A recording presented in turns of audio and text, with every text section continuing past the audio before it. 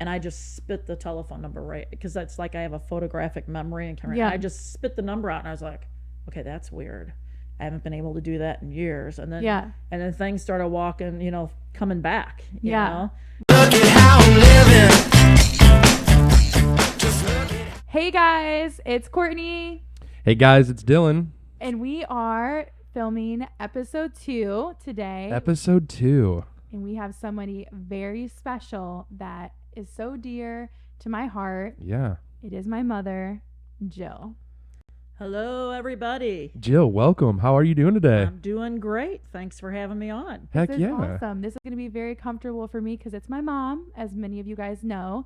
We're sharing some life lessons today and something that I and my mother went through when I was younger. Jill, mother, why don't you talk about who you are and where you've grown up? Just a little bit about who you are. Okay, well, my name is Jill. I grew up in Maryland Heights, Missouri, went to Pattonville High School, married, divorced. I have 2 awesome kids, Courtney, my daughter here on this podcast. I have another daughter, Caitlin, who just graduated from Mizzou with her nursing degree. Round of applause to Caitlin. We are so, so proud of you. Yes. And we cannot wait to see Good job. where this degree will take you. Okay, I've lived here, St. Louis, St. Peter's my entire life, pretty much the last 56 years. Yeah. I've been at the same company, same job for going on 38 years. I'm an executive office administrator. Wow. And I'm just happy to be alive and happy to be helping you guys with this podcast. Looking forward to everything we're going to discuss. Yeah, Yes. yeah. Yes. Yeah, so again, this is everything with the Guffies. So we're going to go into everything. So Yes. Jill, I don't know really where you want to start, but I guess we could kind of start from the beginning. Your grandparents, Courtney's grandparents were mentioned, your mom and dad, in our first podcast. Yes. So do you want to talk about them just a little bit, like how they were amazing with you? Because I see how they are with Courtney, and I just kind of want From, to like, touch your on that just a little childhood. bit and just. Well, both my parents worked full time. They both worked outside of the house, full-time jobs. Which is incredible for that Very era. Where Like, did they that's work at? awesome. My dad worked at McDonnell Douglas Aircraft Company. Wow. My mom worked at Southwestern Bell. She was a service rep. My father was a tool designer, so they both worked full time. That is incredible because Raised my brother and I while they worked full time. when were your parents kind of born? 1941 and 1942, both So, in the St. Louis area. It was pretty unheard of for like a woman to work during that time. It was more like they were stay It was starting home. to be a little more popular, but Wow. Yeah. Wow, that's so cool. I didn't know that mama But worked I had full 2 time. parents that worked, so it was not a piece of cake. It was rough growing up. Wow. Wow. Give, Yeah. take, especially with one bathroom. Back then, you had a lot of people in a house and one bathroom. Everyone shared a bathroom. That's crazy. And 'cause fun now, fact, my grandparents are still living in the house that they built. The only house that Yes. they've lived in their entire life. which is mind blowing to me. Which now has 2 bathrooms, right? Right. They Yeah, okay. decided to put a bathroom in the house when my brother and I were out of the house. So that made a lot of sense. Oh wow. But for Okay. everybody that comes and visits, it's fun. And another mention to them, they will actually be married for 60 years, June 22nd. So coming up here pretty soon. Oh yeah, guys. If we Yeah. could get you guys to give them They're very, round of they're applause for very that one. good That's role huge. models for Yes. everyone. A long marriage, ins and outs of good and bad. yeah. And worked hard, and they've been retired for almost 30 years. Yeah. 27 years. So that's very unheard of. So kudos to them, and it's something that anybody can look forward to if they stick it out. Yeah. Oh yeah. So, Mom, tell me a little bit how, like, I obviously know this, but for our viewers and for everybody else, how was it growing up in the house with Elmer and Fran?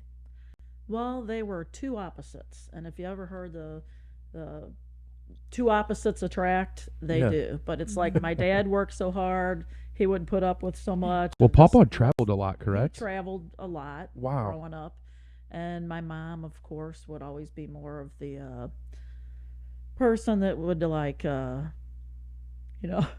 want of the you home kids. at midnight.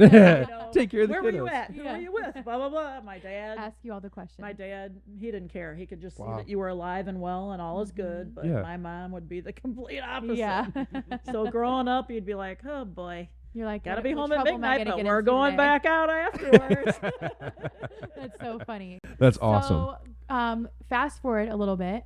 Obviously, you got a job at. We won't really say where you got a job at, but you got a job at what, 18, 19 there? I started on my 19th birthday. 19. That's what it was. Yep. I've seen a lot of changes, and it's been a good thing. This has been your only job, correct? No, I've Okay. had many, many jobs. Yeah.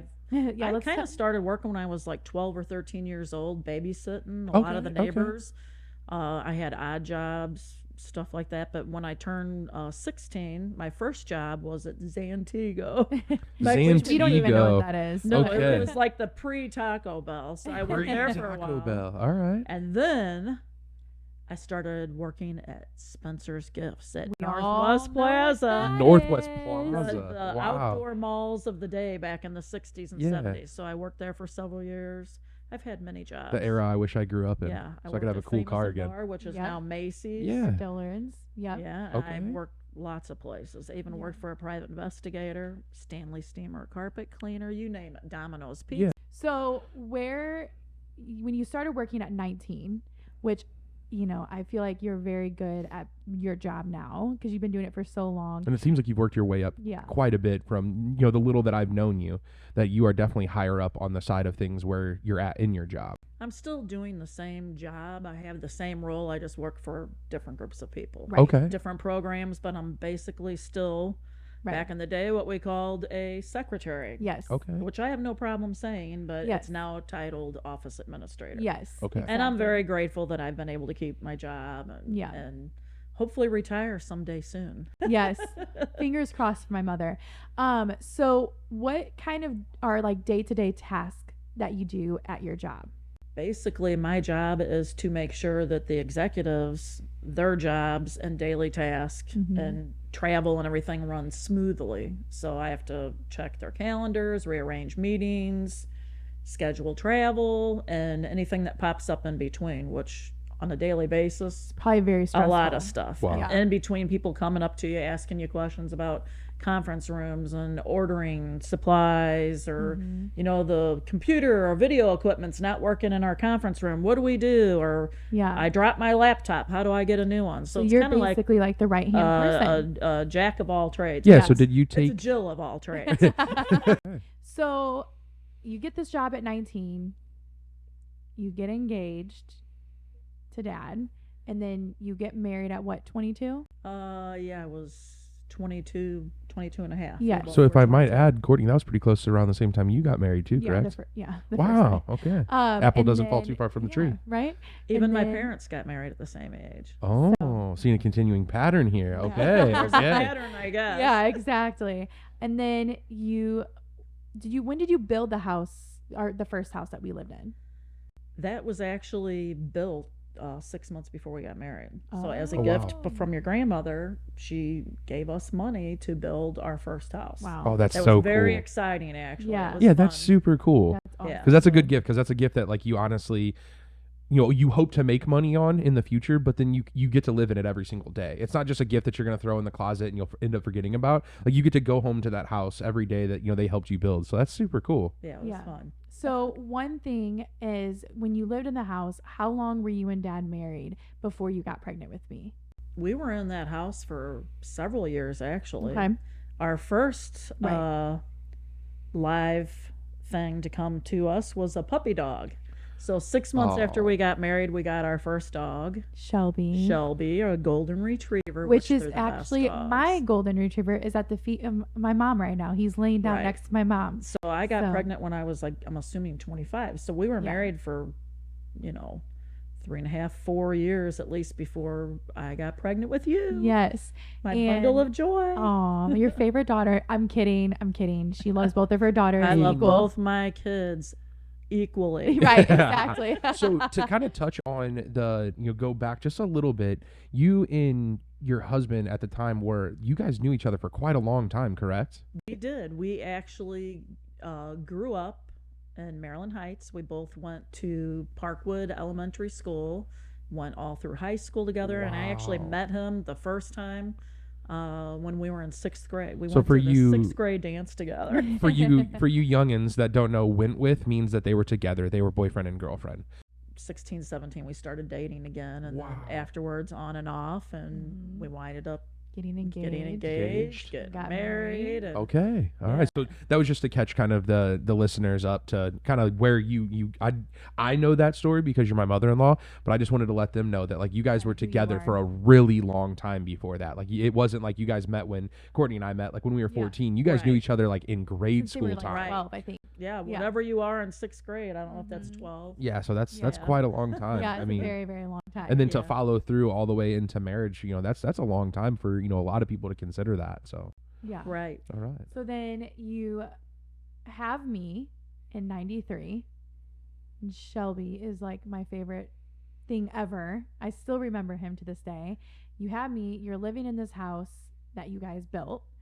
Then what made you decide to sell the house and move to the Highland Trails house? Well, at that point in time, we had 2 children, and we just decided that our I thought you were pregnant with Caitlin when well, we. you're probably right. 'Cause I forgot about that. remember- So I was yeah. pregnant when we because moved. I remember in. going to look at that house, and I remember there was like 2 or 3 huskies in the backyard, Oh yeah. and I remember there was like wallpaper everywhere, and like Oh yeah. it was just, and there was like a bird or something like They that. had a bird that would actually they'd put up on top of the door. I think it was my bedroom. cells. Yeah. Yeah, I think it was You could my. see where the bird would have chewed some of the wood and Yeah. stuff, But we just wanted a bigger house Mhm. because we had outgrown the house that we lived in, and we just decided we wanted something bigger bigger. with some land. And we found the perfect house. Yeah, I So, love Which- that. That still blows me away. It is Yeah. literally, I consider is it the more perfect cottable, and I location. won't give it away because obviously Dad still resides there. Yeah, giving people their private life. Yeah, but I still love the Highland Trails house. Like I Oh, feel, I do too. I love like- the whole neighborhood. yeah, that's such a beautiful neighborhood. I consider it more Cottleville than And- anything. You Well, know, it's really. on the outskirts of unincorporated, but the thing that I think drew both of us to the house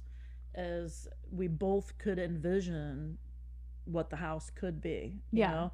The yard was a mess. It had like 20 or 30 trees, some Right. of them dead. You couldn't even see the front of the house with all Mhm. the dead bushes and everything. And when you walked in, everything was outdated and, old, full of wallpaper, which was kind of scary. But we both could envision, hey, this could be a really neat house, Right. with a little bit of elbow grease, a little bit of Right. work. Yeah, a little bit of hard work. And Yeah. we both. And what do you remember? What year that was? I think it was 99. So we moved I in thought you were- 99. 99. It was Okay. right before. I think you had Caitlin in that house. If I can Well, kind I of did. vividly. Well, I didn't have her in the Right. house, literally, but I kind of Yeah. remember her being that was her born. first house, her Yeah. first Yeah. memory of a house. So we moved in, I believe, I want to say May hmm of 1999. Which I was 6.5 Six then. and a half, yeah. And then Caitlin was born in December of 99. So Caitlin was born in the Highland Trails house, Right. and I was 7. Yep, I was 7 at that time. We lived in the house where she, Yes. Okay. where she So now you have 2 kids in the house. 2 kids, a dog. that have a 7-year Okay, so gap. you guys did still have Shelby in. So you brought Yes. Shelby from the first house to the second So house. Okay. that was really hard. I'll kind of jump into this. So like me being a 7-year-old, obviously like I'm still learning and everything like that. Shelby, we had to put Shelby down when I was 7, Wow. and I'll never forget Papa was there or something. I mean, obviously my memory is like very vague. Yeah, I think it was a weekend, and he was very sick and wouldn't get Yeah. up and walk. So my husband at the time worked a lot of overtime, and I called my dad. I was like, I need your help. You need to come Right. here. We need to get this dog to the vet. And I called your dad, and we had to put him down. So Yeah.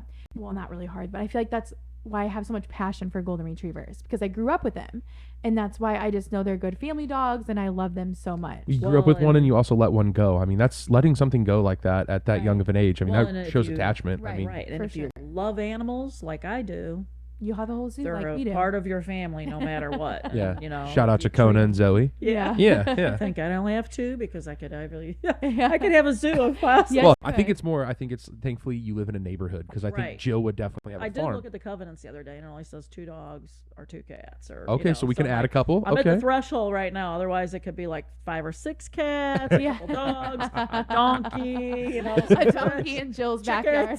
Chickens. Chickens. I would be okay Oh with my chickens. God. So now let's kind of rewind a little bit. So now you have 2 kids. So let's talk about the hardships and the joy to what it's like having 2 kids. especially rewinding back to 99 to early 2000. Well, it Yeah, was 'cause you very saw- rough because when I had both of my children, I still worked full time. So you just had to find ways to do things faster, more efficient. They might Right. not have been the right ways, Right. but and my husband worked nights, so it was very rough trying to get to and from daycare, take care of your kids, and then especially when they started getting involved in activities, Like school dance. activities, dancing, anything at school like orchestra or just it was rough. So you didn't have the technology back then, and obviously, who helped you? Because I was only 7 when Caitlin was here. I had a wonderful, wonderful support group. I obviously had my parents, thank God, because a lot of times if I'd have to work late or something like Yeah. that, my parents could race to the YMCA latchkey Right. at your school and pick you Wow. up or go to the daycare lady's Right. house. And I actually had neighbors that would help too. So no Yeah, way. because it my was, dad did work nights at that time. So, obviously during the day and everything like that, he wasn't there because during, night shift, he's working what, 3 to midnight? What was his? I think it was like 3 to 11 or 11:30 or Yeah. something like that. Okay. So basically, we get home from school and basically he's at work the entire, Oh, right. and Right. and You saw obviously- your Wow. dad really pretty on much the on weekends. the weekends. Yeah, which we understood that because we knew that, like, obviously that's his career. and- Right. Yeah, and yeah. then the weekends were go, go, go. Oh, yeah. Too, because we'd constantly be going to the lake Right. Fixing up the lake house. and Fixing up our house. or trying to do chores at our Right. house. So it was a lot of Go, go, go, go. Yeah, and I feel like that's how it is with people that do work 9 to 5, and even with us. Like, I feel like the way, like, we're so used to working these 5-day weeks, and then we only have 2 days off. Can we, like, go back to where, like, we work 3 or 4 days a week and have, like, I am all for working 2 days a week and being off work for 5. life is too Wouldn't that short? be nice? So, you have Caitlin, Mama and Papa are helping a lot. What are some joy that it was like having 2 kids? Well, just seeing little accomplishments, even when you and your sister were small, when you're able to take your first steps Right. or say your first words or hold something or, as parents, you know what that's like. It's just like Absolutely, it yeah. just melts your heart, and there's no other greater feeling in the world than seeing little baby accomplishments. And then, of course, it makes me realize, wow, that's what my parents felt like when I did this or when my brother did it. It's, the joy of having children and seeing the good times, the bad times. It's part of life, and there's nothing else like it until you experience it yourself. Absolutely. So. Yeah, it's uncanny to And then you anything get the in bad life. times of, the vomiting with the pizza stuff. We had our Sickness. first, yeah, we had our first experience with that. Boy, did we. Yeah. When you told me that, I was like, I couldn't help but Yep. to think about when Right. when you had Right, that. So. exactly. So now we're kind of fast forwarding. So, obviously I'm a little bit older. I'm in elementary school. I go to Progress South Elementary in St. Peter's, and I'm in 3rd grade. I remember I went to Latchkey, and then Casey would pick us up every once, I think Whoa. during the summertime. So your school actually called it Latchkey too? Yep. Which is, That's wild because now they're not nowadays, allowed to call it that. it's not that What? anymore. Like, Oh no. It's probably because it sounds like, I don't know, latchkey. Prison almost Yeah, at it that does kinda point. sound Oh like yeah, that. Yeah. they got rid of that. Like I remember when my sister Okay, went to after it. school. After school. Well, because then Why? it switched to Vacation Station. Oh, that's right. Because Yeah. you probably had Vacation Station too, No, right? I just had latchkey. Wow, because That's all I went to remember. Latchkey at Fairmount, so that's Yeah. really wild. Okay, So sorry. Casey Side note. gets us, I remember Casey watching us in the summertime when Casey yeah. was a lifesaver Yes. for me, and so was Sue Doyle. Yes. So was Casey a family friend? Casey actually went to school with me. We met in junior high, went to high Oh. school, Your mom and probably she knows worked her. out of her house taking care of children. Oh, no so way, when okay. So like had- Kathy for me. yeah, Okay. so And when I had Caitlin, remember- she took care of her. Yeah, I remember like going to her house Casey and like Whitehead Beef. yeah, we would lifesaver. we would do stuff. Like we would go places, and she was always like go go go. Like so much energy. Love her. I still keep up to date on her. She keeps up to date on me. But it's 3rd grade, and I remember this very vividly. And this is something that's really hard for me to talk about. I was so young, so I don't remember everything, but this is going to be kind of a touchy subject for my mom to talk about, but also a life lesson. So I remember in third grade, it's what, 2001, because that's when 9/11 happened. So this was like a very traumatic year already, like, and, Right. between 9/11 and then what happened to you. So I remember going to Casey's house, but I remember her saying that something happened, everything's okay, because she also had Caitlin too, Right. which was, I don't know, like It was 2 or weird 3. for you because you were being picked up by Casey Yes. at the latchkey, and she never Yes. had done that before. She did a few times, I think, in the summertime, but like obviously, again, my memory is so Right. vague. But we're gonna talk about it. What happened to you? We're gonna kind of start from the beginning of how you started feeling, and then basically tell them the story as it was, like the day it happened. Yeah, this is wild. So my mom's gonna take the mic on this one. Driving home from work, typical day, under a lot of stress. At At and work, at home home, and just everything. everything. Very stressful. Wasn't feeling good, and as soon as I was crossing the bridge, literally, I'm in the fast lane, doing Blanchette Bridge. Blanchette Bridge, probably going faster Rest than I in should peace. Why were you not feeling good? It was a daily thing almost back then. I'd get headaches and just stress. Stress is bad. Is all It's I can horrible. say. It Yeah. happens Horrible. to everybody. So, I'm in a race to leave work to get to the, latchkey to pick And you this up was an before everyday 6. thing, It was right? an everyday And thing. your husband was working nights, And so he at this works point. nights, Okay. so I'm trying to figure out I got to get to the daycare before they close at 6. What it was time? a Dinner, dollar a all of that. minute. Dinner. Oh, then I wow. have to, get you to brownies or dancing school and Yep. then Yeah, get yeah. ready for the next day. But anyway, I'm driving across the bridge, and all of a sudden, just like a light switch, my eyes just completely went out. Just like a light switch. Went out and then back on, and then everything was black and white. Which is freaking terrifying. So here I am in the fast lane, driving my car.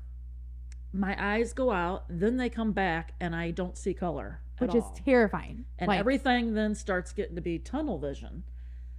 So what can I do? I mean, I'm still able to breathe and drive, so I'm like grabbing my steering wheel and just taking a deep breath, and then within literally seconds, everything, all color starts coming back, and I'm like, did I just imagine that? Right. Was that weird? What just am I in a happened? dream? And so I just got to Casey's house, the babysitter's house, and I knew I had a raging headache. And I told her what happened, and she goes, "You know what? You're probably having a migraine, so take some aspirin." So I got home, took a couple aspirins, then continued on with my daily, taking care of the kids and Right. everything. So, and I never mentioned it to anybody. Yeah. And I didn't think anymore other than I've got a bad headache. So life goes on. So fast forward then, about 3 weeks later, Which is crazy. I just want to stop you right there, which is crazy because like in today's world, I feel like that is traumatic. it's traumatic, but That I you didn't went through, think which it is- was at the time. Which makes you so strong that you were able to overcome that. Because if I I don't even know about overcoming it. It's more sounds to like me, like being an outsider, is like she just pushed it aside because of Right. daily life. I Yeah, pushed, which is- I makes- pushed my health to the side because I knew that I had to take care of my children Wow. and other stuff, and I You just had so blew it many off, things. Blew it Yeah. off. Lesson learned. yeah. That's So where 3 mental weeks health is go by, so big. You have So 3 weeks go Headache. by. I'm still is this having like a headaches. lingering headache or is it like on and off? It's on and off, and I would Okay. almost call them tension brought on by stress Stress, at right. work and just stuff like that. Right. Hormonal, maybe, I don't Mhm. know. So I'm driving home from work again, 3 weeks later, going down the highway, and all of a sudden I don't feel right. I don't even know how to describe it. I just get this weird tingling, almost out of body, like I'm not feeling right. So I pull over to the side of the road. Because you were And, scared that was going to probably happen again. Yeah, I maybe. was afraid because then I'm thinking, oh boy, something's gonna happen. Something just happened 3 weeks prior to this. So I pull over to the side of the road, put my foot on the brake, pick up the phone, and call my husband. And he was in the middle of a meeting. I'm like, I don't feel right. Something's not right. I don't feel good. And he's like, I'll talk to you later. So I Right. threw my phone down, Yeah, because at this point he was so busy with work, you probably weren't able to fully explain how you were No, feeling. and I just and something came on so fast when he said that I just threw my phone down, and I don't remember anything that happened after that. Like nothing. Whoa. So from what I understand, my car was on Highway 70, and it went down the highway, weaving in and out of the slow lane and the shoulder, and then it went down the embankment where 70 and 270 and McKelvey meet. So that means my Cadillac missed the concrete girders. I didn't hit anybody else, so someone upstairs was watching out for me. Yeah, so you were like Huge. not with I was it. unconscious. I was having a grand mal seizure, wailing around in the car, whatever. And by the grace of God, 3 guys in different vehicles and trucks witnessed this, I guess, while they were driving. And then they drove off their vehicles in the embankment. Somebody called 911, and they stopped my Cadillac with their hands. Yeah, and for anybody that's not familiar with that area, the amount of stuff that In you cars. missed in cars It's is just- incredible. I guess I didn't That's know. insane. So like I tell people this story and I'm like, well, she was on the shoulder and it happened. I didn't know that the car was still on and you were on the highway driving. Well, I didn't put the car in park. So when I started having the grand mal seizure, I'm wailing around, and Right. thank God my foot didn't slam on the Yeah, on the gas that's- I'm pedal, still because baffled could by have that. been I even- literally have like the chills. Yeah, so and it's so weird because it's happened so long ago that You almost all these different things that have happened to me in my lifetime, it almost seems surreal. Like, did that really happen? Right. You know what I mean? But Yeah. because that was somebody you've at done- greater power was watching out yeah, for me. that I was could like say. 20-ish years ago now. And you've done so Yeah. much to overcome Yeah, what happened. And the only thing I can remember that I can remember is somebody was beating on my window, and I kind of was coming to, and I look up, and it was a fireman, and he's beating on my window, and he keeps saying, "Ma'am, are you all right? Are you all right?" And I'm like, Who I are was you? like, I Am I wanted to, I dreaming? felt like I was in a dream. Yeah. And then I guess I blacked out again, and the next thing you know, I'm in an ambulance, and I kind of came to for a minute, and they asked for a phone number, and I guess I gave them my husband's telephone number, and then passed out again. So you're almost like almost if you the way you explain it is like Polaroid pictures going through it. Like Oh, yeah. moments in time you've just lost and you're Well, coming when you back have a into grand time. mal seizure, that's Yeah. the closest thing to dying, because you're losing the control of the oxygen, the breathing, seeing Wow. everything. So then I'm out again, and the next thing I see is I am in the hospital, and they're wheeling me, I guess, to a room, and I see The classic Hollywood light, the Right. whatever those lights are. Yeah, the overhead fluorescent the light. fluorescent lights, Yeah. like boom, boom, and I'm like, Like what you see in a Hollywood movie. yeah, and I'm Wow. like, what in the hell is going on here? I'm like, Right. this is weird, but I didn't feel right. I remember I literally felt like somebody drugged me behind a truck for like hundreds of miles. I had no strength, and when they got me into a room, the firemen just looked at me and they said, "Ma'am," or I guess they called me my name. They said, "You are one very lucky lady," and then they walked out, and I'm kind of starting to come to, and I'm like, what in the hell is going on? But Right. the nurse came in. The thing that was shocking is the nurse came in, and she's like, "Did you soil yourself?" And I'm like, what? What did she just Yeah. say? And I'm looking at her, I'm like, I didn't even know how to answer. So she left the room, and I put my hand between my legs, and I had wet myself. Yeah. And right after that, I'm like, I felt like my throat was like all cut up. I couldn't feel my tongue. It felt like razor blades. Mhm. And then shortly thereafter, my mom and dad came running into the room with my ex-husband, and I was starting. It literally took me an hour and a half, almost 2 hours, to kind of come out of what had just That happened. state of what When- happened. Yeah, when Right. you have Whoa. a grand mal seizure, it could take hours to fully come out of Right. the Wow. induced seizure. And then I was like, what is happening? So they sent me home that night. They ran a couple tests, sent me home. Mhm. The next day, I still felt horrible, and thank God my mom's like, we are going back to the hospital. Right. So when I got back to the emergency room, the attending physician in the emergency room said, I cannot believe they let you go home. We are admitting you. So they let you go home. They sent me home and said, you've had a seizure, but they really didn't do any testing. Yeah, so What it's, the- catch everybody up and just Googling this, and I know it's kind of weird, but like in interesting, because I want to definitely pull a fact on here, with us saying what we're saying. it literally says that fewer than 200,000 people in the US case per year have this. So it is classified as a rare thing that happens. And the definition of it is a type of seizure that involves a loss of consciousness and violent muscle contractions. So that is crazy that you were driving a car in that. And I just wanted to make sure that people know what a grand mal seizure is. Right. So then people know. But this is a seizure that has 2 different stages: loss of consciousness, and these are the symptoms. And it occurs first and lasts about 10 to 20 seconds, and then is also followed for your second, like, I guess, stage that happens in this with convulsions that usually last less or more than 2 minutes.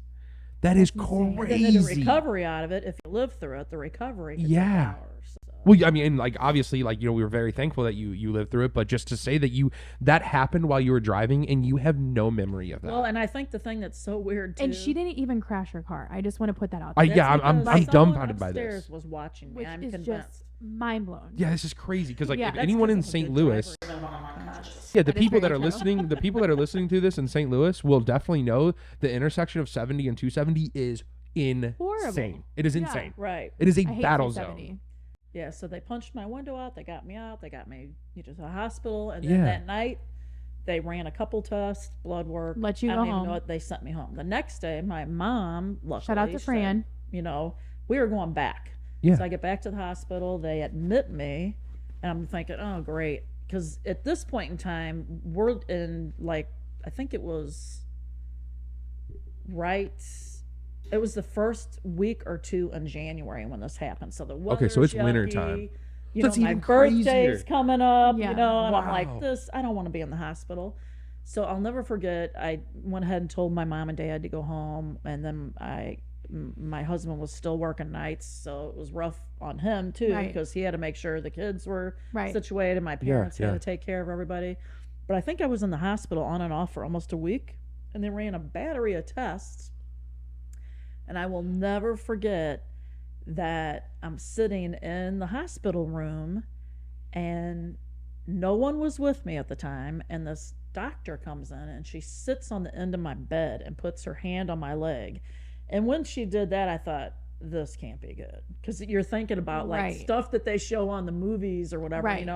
Well, she sits down and she goes, Miss Jill, she goes, I just want to tell you that you've had 2 strokes in addition Whoa. to your grand mal seizure. And then she actually held up a CAT scan or an MRI that she took and showed me where the spots were at. And you don't remember doing the MRI. No, I do remember Okay, doing okay. that That was because I the- was in the hospital right. after the fact. So when she told me that, I was just like, holy cow, how did this happen? Right. Well, then to go back in time, I explained to her about how my eyes went out.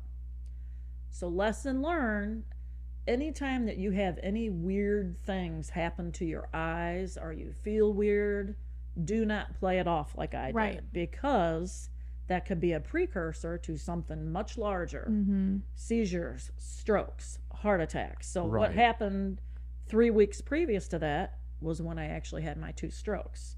And thank God they were TIA, smaller ones, which are called So when your attacks. vision went black and white is when you had your your stroke. So that's when I had my strokes. Wow. Okay.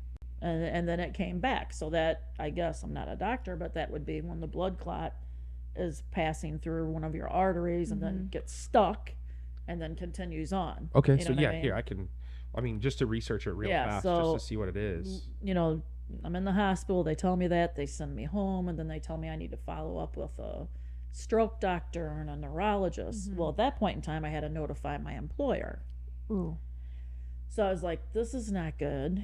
So once I get into the doctors and everything, then they're telling me, okay, you've had a grand mal seizure, which means now you can't drive for 6 months. And what is it? Did they tell you the reason behind why you can't? I mean, obviously, Well, when you have a yeah. seizure and they don't know 'cause why, they have to do all the tests. they have to Okay. do all the Cool. testing and everything. So I'm like, this is great. Okay. So this was before telecommuting. I couldn't drive. Yeah. So to just kind of go back through, it apparently is labeled as common from Google. This is all Google. I am again not a doctor by any means, but this is common. It's hilarious because it has a And- picture of an old person. And it says a brief stroke-like attack that, despite resolving within minutes, 2 hours, still requires immediate medical attention to distinguish from an actual stroke. So this is a prime example of what my mom was saying is when her vision went black and white, she should have gone to the hospital then. Yeah. I should have gone. But she put her children and family first before her health. And Yeah, and it's like literally what you described. So I just scrolled down to like see what the symptoms is. Symptoms include weakness on one side of the body, Right. vision problems, or slurred speech. it's called a TIA. It's A a mini TIA stroke. stroke. Okay. And those usually happen. I mean, I obviously had to do a lot of research from all this stuff, Right. but they usually happen on the, I could be wrong, but the higher levels of the brain. Yeah, I mean, the reason why I'm doing this like research for people, like just quickly on Google, is like if people experience this after listening to our podcast, Right. that like they kind of have some knowledge about it, Yeah. that they can say, okay, I literally felt those symptoms. And again, I'm not trying to be a Google doctor, but at least they can get to their physician and they can possibly get help. And the point is too, is because since I was not treated and did not know that I had those strokes, Yeah. that is what eventually caused the grand mal seizure. Mhm. Because I was not being treated. And what happens is your brain is full of electrons that fire very, very fast, all day long, all night long. And when they fire, that's what allows you to talk, to speak, to look, to smell. It allows every function in your body to operate by Yeah. all those electrical firings. Well, when that one electron, or whatever you want to call it, which I'm not a doctor, Right. when that one firing of your brain cell hits A neuron, yeah. a neuron or whatever it is, where it hits the dead spot in your brain, that is what can cause the misfire. It's almost like a circuit board or something that's being short circuited out. Yeah. Your Right. brain is a circuit board, and when It's that just a break in the system. firing hits something that's not there, then it goes crazy. Yeah, it's like And- walking into a closed door. Right, and that's what Wow. happened to me to cause the grand mal Yeah. seizure. But I'm Okay. very lucky because the two strokes that I did have, Yeah. one was on the back lower part of my brain, and the other one was up closer at the top. And the doctor did tell me, you're very, very lucky, because if they would have just hit one hair off, Which is insane. which is crazy, you could either be completely paralyzed or completely be a vegetable. So Wow. I'm like, Yeah. Yeah. So to and get it's us. so hard when somebody's telling you this, because it's almost like Shocking. it's shocking, and you're almost like, this can't be real. Somebody's telling me this. This is how is this happening to me kind of thing. Right. Wow. Right. All right. Well, to get us back on track, and sorry to jump off, I just wanted to make sure like we did have some decent fact Yeah. on here. But so again, now we're going into the recovery side of things, and you said that this is a 6-month thing that you're going to now have you to cannot drive. embark on. So What what else did they happened? say? Drive. I had to start taking medication. I had How to many go, medications did you end up taking? I had to take 17 pills a day. And this was daily. 17 pills a 1 day, 7. which, let me tell you, anybody that knows anything about seizure medication or stroke medication, it's just starting on the medications is quite an adjustment. But I Right. had a battery of tests. I had MRIs, CAT scans, TEs, where they go down your throat I and look at remember that. holes in your heart. Yeah. I had anything you can imagine. I had the hardest test that I had. I don't want to say it was hardest because it was actually the easiest test.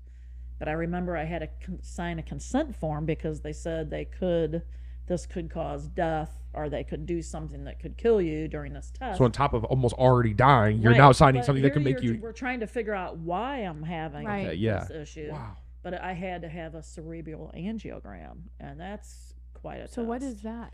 They Here, go let me in see. through. They Let me go see your in phone through your again. groin, and they send catheters, wires up past your heart Mm. and through the veins in your neck, and then they shoot dye, or like radioactive dye, into your brain to look at the arteries in your brain to see if you have any clogged arteries in your brain. And I don't know if they do All this while you're now. awake. I don't know if they do this now, but was that like they might not do it like lipo? What is it? The liposcopic, the really small. So like they probably made a good I mean, incision. times have changed, but Yeah. they'd still have to go into your arteries that way. And I think Yeah. the weirdest thing was I'm awake, looking Oh, at a couple of no. monitors. Oh wow. No. You know, I feel when they give you something to calm you down, but I'm just Give me like, all the drugs. and then they tell I you get so to much like anxiety. hold your breath while they shoot this radioactive dye up, and you can feel it. Mm-mm. But the most bizarre thing was I felt it going into my brain, And the thing that was really scary is, those pop rocks that kids eat that you throw in your mouth Yes. and they pop and make. Yeah. That's what it felt like. Oh no. That What? sensation, I felt all this popping and crazy Like whatever inside your head. while I'm looking at the monitors of watching all And these she's arteries wide light awake, up like which is a. mind blowing. And I'm just like, holy Crazy. crap! Did like, you have anybody like was Mama back there with you during this or anything? I 'Cause think my mom and dad were with me in the room because I it was gonna happened during say- the day, and Mike, your dad, worked. I was gonna say because I could not do that alone. But and a lot of us just remained calm. But then after that, then I had to sit there for like 8 hours because they put a weight on your leg to try to get where they cauterized your artery to try to send the equipment up. They have to let that heal so you can bleed to death. So you Right. sit there for the longest time, and then I'll never forget the doctor coming in, and he's like, "Well, that looks good," and he's like, "We got another test we can do, and it's the brain biopsy." So at that point in time, we had thought about it, What? and I'm like, no way. Right. Because my uncle, David, who Yeah. had just had that done not too much prior to all of this with, what happened to me, he actually became a vegetable and died from the brain biopsy. So I'm like, no way. right. Forget it. If we can't figure it out now, it's a fluke thing. You're just Life gonna goes on. gamble on not. So I'm just yeah. gonna take the pills, da da da da da. So and that Wow. was hard too because here I'm taking all this medication that says don't drink, don't get overheated, don't be in the sunlight, blah blah blah blah. Like almost rearranging your entire Well, life. and the one medication, which is like one of the most powerful medication that you could take for seizures, Depakote. It was horrible. It made me gain like 40 pounds. Clumps of my hair I fell remember out. all of this. Yeah. Whoa. And it would make you feel weird, and it was terrible. So but I was put on 3 different types of seizure medicine Mhm. because when you have a grand mal seizure and they don't know why, they want to make sure that if you have another one, that if that medication doesn't stop it, that the second medication might stop it, or the third So medication. they're stacking they medications stack just medication in case, and then they start over time Mhm. pulling stuff away. withdrawing. Okay. Yeah. Wow. So within that 20-year span, I'd gone back and forth or actually 17 years, Neurologist. back and forth for every 3 or 6 months, I'd have to have blood drawn, to make sure that my liver was fine from taking all this horrible, horrible toxic medicine. Yeah, 17 And, medications. Yeah, and the only after effects I had from it was I did lose a little bit of my short-term memory, and I would stutter a little bit. I But feel this is, like, that's- short I feel term? like that's just everybody in today's where I'll talk really fast and then I stutter. Oh yeah, we'll and do it on then this podcast. I I'm just Well, sure. feel- and now that people I know what have happened to me, if I get really, really tired, like really tired, Yeah. I'll stutter or I can't get the sentence out right. It's like, Yeah. and I almost have to laugh at it. But for Yeah. the most part, thank God, I had no long-lasting effects other than I Mhm. really did lose part of my short-term memory. Right. I mean, gone. Poof. Yeah, I remember it was, gosh, I want to say I was in my early 20s, even maybe my late teens. I remember when you were getting ready to come off your medicine, all the 17 pills that you took. That was horrible. And I remember you had to I do was in some the type of, emergency room multiple times. well, I remember you had to put something in your head. I had to go have, I think they're called EEGs. So that was terrible. Did you have As to, they were sleep pulling, with that or something? yes, I Yeah. had to have I had to go to the hospital, and they put like 40 wires on my head, Mhm. and with this battery case thing I that remember this. that yeah. reads your brain waves. So it's over like a 24 or even a two day 48 period. They want to hours. read all of your brain waves because you could be having seizures, but your medicine's controlling them. Right. So the electrons or whatever they are that are stuck, the electrical things stuck Mhm. on your head, will pick them up. Right. So I had to have that done 2 or 3 times in the last. Okay, so it's reading all the 15 years. neuroreceptors in your head that are firing, right. where the medicine can be and then controlling the, all and of then the that. doctor would see, Whoa. okay, here you're still having a seizure here, Yeah. or still having a.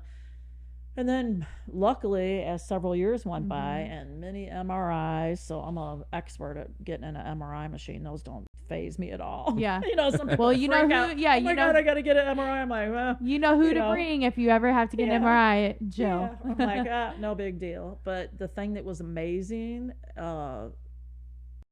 science-wise, I'll never forget the day that my stroke or seizure doctor held up the, what do we call it, the X-ray. X-ray type thing Mhm. of my MRI, and he held it up and he compared it to my original one, and he's like, "See this?" And I go, "Yeah." And he goes, "Your strokes are gone," meaning my brain had healed itself. Wow. So again, going back What to a as feeling. you research stuff like this, your brain can actually reprogram or heal itself. Mhm. And the only thing that I could tell you, I remember sitting at my desk at work and somebody asked me for a telephone number. And I just spit the telephone number right, because that's like I have a photographic memory and Yeah. I just spit the number out and I was like, okay, that's weird. I haven't been able to do that in years. And then Yeah. and then things started walking, coming back. You Yeah. know? Wow. And then when I had that test, I was like, hallelujah, thank you, Lord. It Yeah, I all started making remember. sense. You know, Wow. Yeah. so then at that point in time, we started doing a few more tests so that way I can come down off my medicine. Mhm. And then finally, like, I want to say 7 or 8 years ago, we decided to come completely off of all of the Yeah. medicine and see what happens. And is Knock there any on wood wood. around here that I can knock on? Yeah. I feel like you have definitely it's like a weight off your shoulder.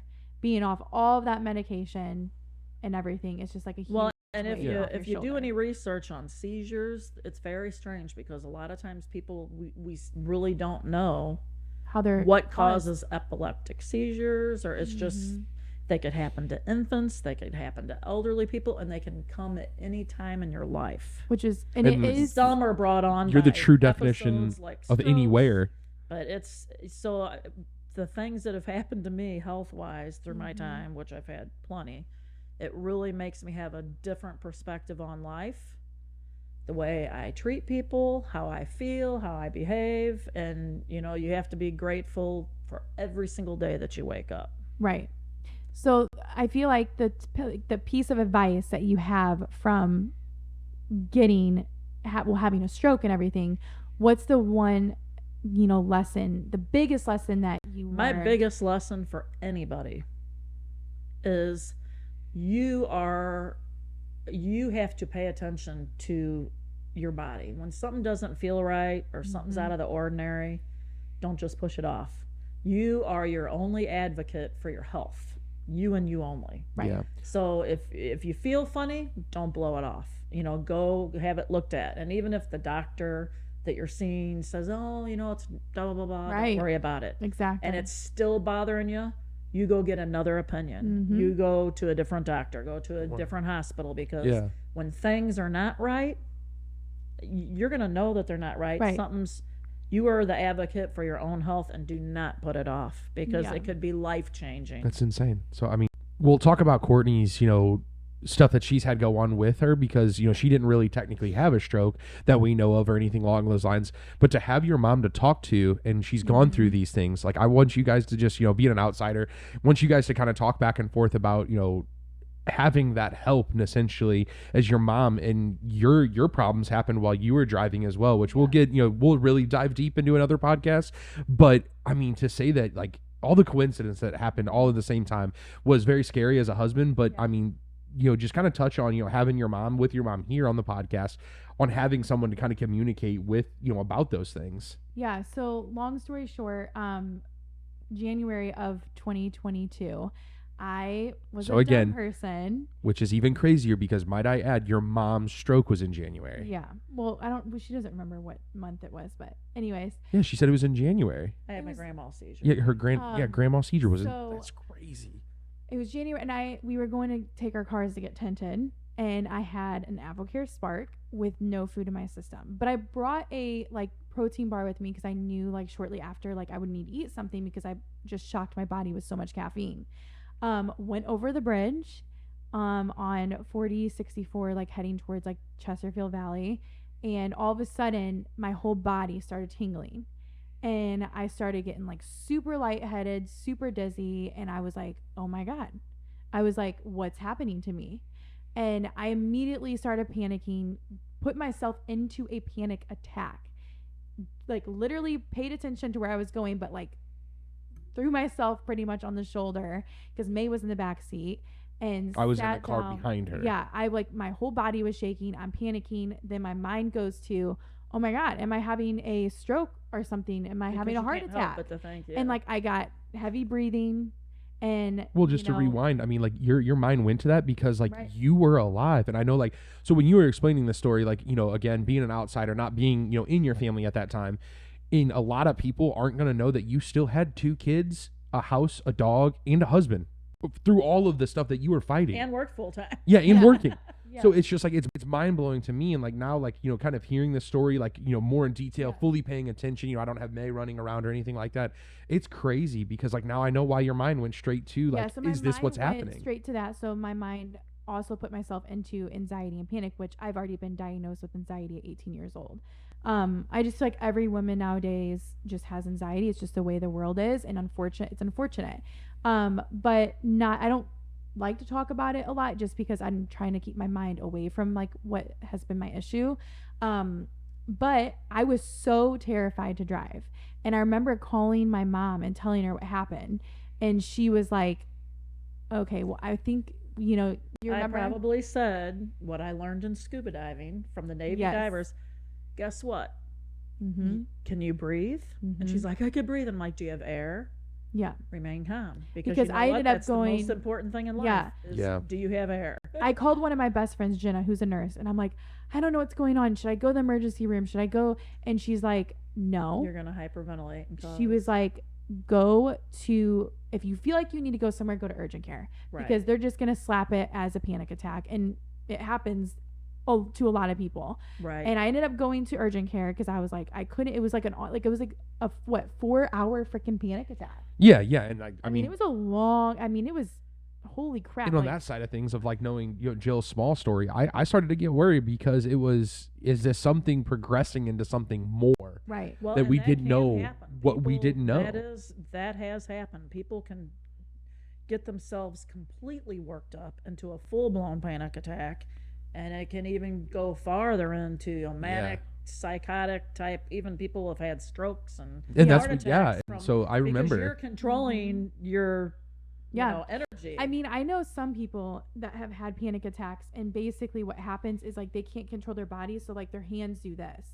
And I mean, a nurse would be able to tell me what happens but like you have no mobility for a minute because like your body and your Contracts up. it's your nervous system. wow. And Yeah. so I remember going to urgent care. They gave me an EKG, and basically they told me like it's just a panic attack, your heart's fine, blah blah blah. So my lesson with that is, I call my mom because my mom is my like advice person. Especially when it comes to something like this with her having that. And Yeah. And she told me that, and I still use that to this day because I unfortunately still struggle with the PTSD of driving. yeah, and we'll get into Um, that in a later topic And we're for going to sure. talk about Yeah. it in a later topic. I am getting better, and I'm focusing on getting better because it's mind over matter. And, it's just one of those things that I've had counselors literally tell me, like, you just got to face it head on sometimes. But outside of my lesson learned from my mom, I want her to give us a few lessons that she has learned over, the years that she's been on this earth. Well, I will tell you one big lesson that I have to keep telling myself over and over when things get really bad. And it's a lesson that I learned from my Mimi, my mom's mom. And it's a saying she used to say all the time. And it's called, this too shall pass. Yes. So, even people can put themselves in a tizzy over something so minute. My mail didn't come today, blah, blah, blah, blah, blah, or so-and-so threw up. And, things are going to happen. Mm-hmm. All sorts of things are going to happen because that's how life rolls. Right. So the biggest thing is don't sweat the small stuff. If something happens, something bad happens, guess what? Learn from it, and we all make mistakes. Right. Yep. All make mistakes. And that's Some true. of them, it's a good thing that we made mistakes because you learned a really good lesson. yeah, Right. definitely. Everything in life happens for a reason. Right. Everything. So the biggest thing I can say is don't worry about anything. Just, move forward.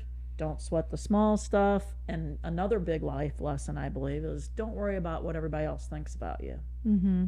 And I think as people age, you learn that more and more because don't get yourself all, engrossed in, oh my God, I can't do that, or I did this, or, Yeah. I wonder what so-and-so is going to Yeah, think. you're going through high school know and what? yeah.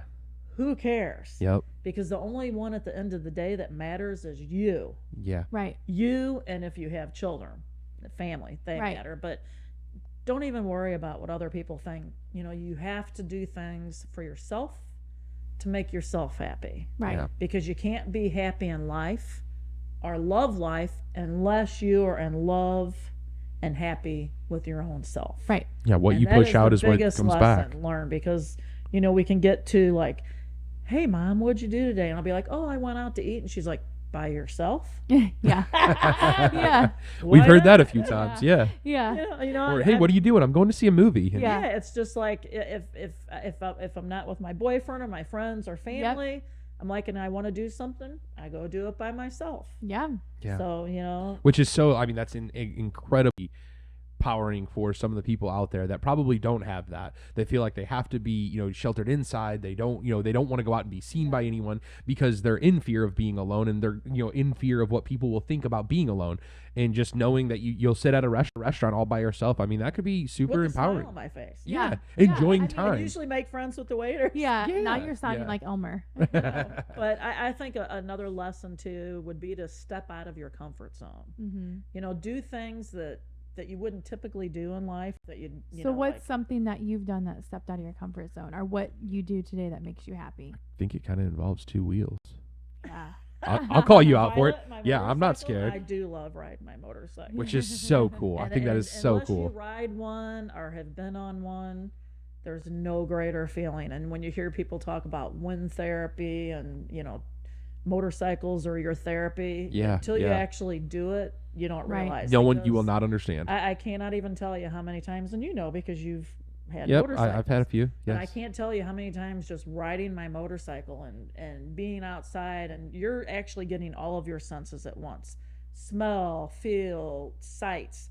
And it's so hard to not be grateful. I mean, when I ride my motorcycle, I do a lot of praying, because usually the sights are beautiful and I'm seeing green trees and countrysides Mhm. and rivers Animals. and lakes Yeah. and Right. people smiling and dogs walking and horses. And then you also get the nasty smells of the roadkill. Yeah. Oh, You yeah. get that head on. You don't. Yeah. You don't have a Sit in the car you're that like you know, pushes here that you out. are, you know, cruising along, enjoying life, and you're like, oh my gosh, you know, thank you for this beautiful day, and I'm Yeah. so happy. And then, oh my God, what was that smell? Yeah. You're like, Almost But, takes you. Yeah, it takes your breath yeah. away. So step out of your comfort zone, do things. You know, you can achieve anything.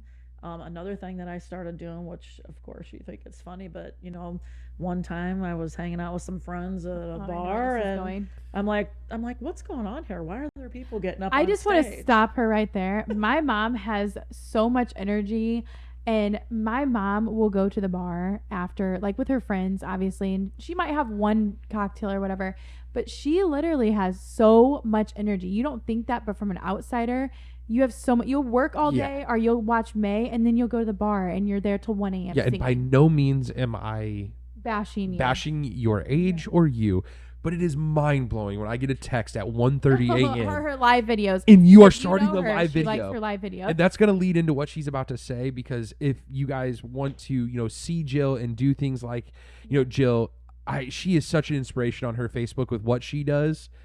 It is incredible what you do with a microphone. Yes. It really is, because I've seen you live, and to see someone go from where you're at, all the things that you've done and all the things that you've told me, to get up on stage in front of people and to do that is really, really inspiring to just keep pushing, because you don't, you know, again, you're not a spring chicken, but you're not old by any means, but to still like, okay, I'm going to start something new at the age that you're at is just, it is so cool to see that you still, you know, can do that. It's been fun, yeah. So what do you do? So going back to the story, how it started, we were all out having fun, and it was an open mic night. And I'm like, open mic? I'm like, you know, the incredible musicians that we have here in St. Louis, there's too many to list. But I mean, until you listen to the live music here, you have no idea what you're missing, because to be honest with you, they are better than the bands. If you shut your eyes, you think you're listening to the real music. And we've Yeah. got some incredibly talented people that host and, you know, open mics and have their own bands and travel. But anyway, I'm sitting there and I'm like, well, what's going on? Why is so and so getting up and singing? Or why is well, this is open mic. Well, Yeah. you know, somebody said something that hey, you should try it sometime. I'm like, yeah, I don't think so, but I guess the shot of fireball or something Yeah. came over me. I'm like, Yeah, okay, yeah. what the heck? I'll try it. You know? So I got up and started kind of like singing at the open mic jam things. But I can honestly tell you, practice makes perfect. And I can honestly see, because I've seen it firsthand. You know, I've been with you at some of these places with open mic, and we've done it together too a few times. And Cancun. Yeah, well, and Yeah. then Cancun, and That then took over also- the whole thing. Yes, and then also Misty Nights. Yeah. We did Was it when Misty my Nights? leg was broken still, and I was in the boot, and we sang I don't even remember. Misty Nights? You guys sang it? not Are you Misty sure it Nights. wasn't I'm sorry, Salvatore? it was Night Shift. Night shift. Night Gosh, Shift. Oh, Misty yeah. Nights. We're shouting out all the bars. It's fine. But I remember Shout out to singing- Misty Nights. Yeah, I remember singing with you. And it was at night shifts. Yes. Nancy's night shifts. Yes. Great place, great which food. our neighbor is one of the bartenders. It's so funny. Yeah. You are one of the most selfless, loving. Don't cry over here. I'm not. Loving, strongest, independent woman that I know, and you are like my number one. You're like one of my best friends, and she's trying not to cry, which is gonna make me cry. I'm not gonna cry. Way, you know, since we're about to wrap up, I need you to tell our viewers, give them one line of the best advice right now on the spot. What is it? Don't be afraid of the unknown. Don't be afraid of the unknown at all. And every day, if you're able to wake up, thank the man above for a brand new day and get out there and kill it. You know, step out of your box and make every day good. If Heck something yeah. bad happens, move forward. Yep. Heck yeah. I have a little sign on my desk that I look at every day that says, don't look back, you're not going that way.